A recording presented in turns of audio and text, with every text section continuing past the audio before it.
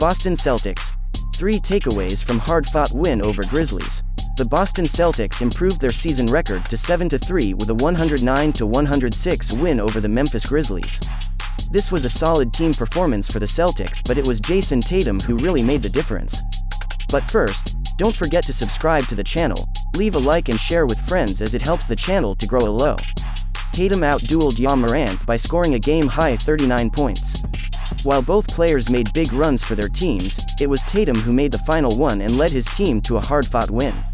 Jaylen Brown was having a relatively quiet night, but he made a few big plays in the fourth quarter to help Boston come out on top. Marcus Smart and Al Horford also made significant contributions to round out the solid play from the starting unit.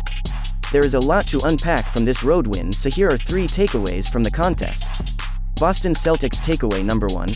This team will go as far as Jayson Tatum can take them. It might sound obvious to say that any team will only go as far as their best player takes them, but that seems to be especially true for the Celtics. Through the first 10 games of this season, the C's have struggled without Tatum on the floor and seem to give up way too much to their opponents. Tatum had a game-high plus-minus of +15, while no other Boston Celtic had more than a +9. Now that doesn't sound so bad, but the box score can be misleading with statistics like this. The Celtics were in complete control of this game in the third quarter, leading by 12 at one point. The Grizzlies were able to fight their way back into the game with Tatum off the floor, and it wasn't until he came back that they began to stabilize. This is becoming an early season trend for the C's, and it is definitely something they will need to fix moving forward if they are to compete for a championship. Boston Celtics takeaway number 2. The C's are a well-oiled machine when Marcus Smart commands the offense. As a floor general, Marcus Smart has a tendency to be very hit or miss for this Boston team. On one end, he'll make a great defensive play, but then follow it up with an ill-advised shot on the other end. Against the Grizzlies, however, he was lights out. The Celtics point guard finished with 15 points, 12 assists, and 7 rebounds on 6/11 shooting. He started off this game by making his first few shots, and that definitely helped him get comfortable early. Boston is at their best when he becomes a pass-first point guard and takes what the defense gives him rather than forcing things. He was knocking down his shots, which is always a plus, but his passing was phenomenal.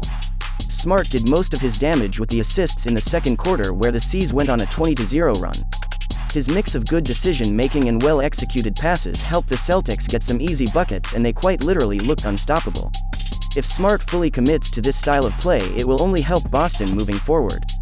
Boston Celtics takeaway number 3. The C's late-game execution still needs work. The Achilles heel to this Boston Celtics team has been their inability to close games down the stretch. This was also a major problem for them last year when they were struggling, but it was glossed over when they started beating everyone by double digits every game.